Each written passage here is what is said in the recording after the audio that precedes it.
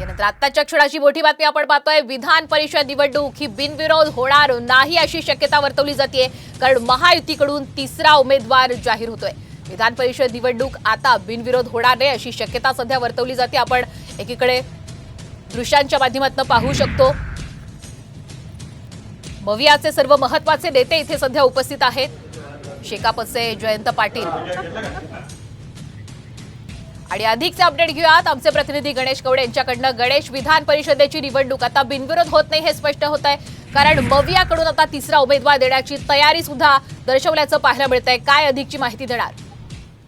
नक्कीच विधान परिषदेची निवडणूक आहे ती बिनविरोध केली जाईल अशा पद्धतीचं सांगितलं जात होतं, मात्र असं चित्र दिसत नाहीये, कारण की महाविकास आघाडीकडून आहे तो तिसरा उमेदवार देण्यात आलेला आहे।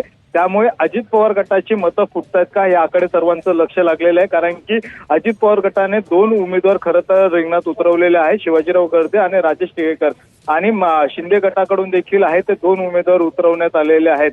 त्यामुळे याच दोन उमेदवारांमधला कुठला उमेदवार पडणार की यातून कोण उमेदवार माघार घेणार हे देखील पाहणं गरजेचं आहे, कारण की महाविकास आघाडीकडून आहे तर 3 उमेदवार देण्यात आलेले आहेत। विशेष करून उद्धव ठाकरे गटाकडून मिलिंद नार्वेकर यांना ही उमेदवारी देण्यात आलेली आहे, तर शेकापचे जयंत पाटील यांना राष्ट्रवादी काँग्रेस पक्ष जो शरद पवार गटाचा आहे यांनी खरं तर पाठिंबा दिलेला आहे। तर काँग्रेसकडून प्रज्ञा सातव, ज्या राजू सातव यांच्या पत्नी आहेत, त्यांना उमेदवारी देण्यात आलेली आहे। त्यामुळे कुठेतरी आता जर तिसरा उमेदवार महाविकास आघाडीला विजयी करायचा असेल तर फोडाफोडीचं राजकारण करावं लागणार आहे। त्यामुळे अजित पवार गटातले या शिंदे गटातले कुठली मतं नेमकी फुटतात हे देखील पाहणं गरजेचं आहे। अगदीच ज्या पद्धतीने गणेश आपण पाहतोय, विधान परिषद निवडणूक तर बिनविरोध होणार अशी चिन्ह पाहायला मिळतात, मात्र संख्याबळाचा विचार केला तर ही साधारण मतांची जुळवाजुळव नेमकी कशी करता येईल?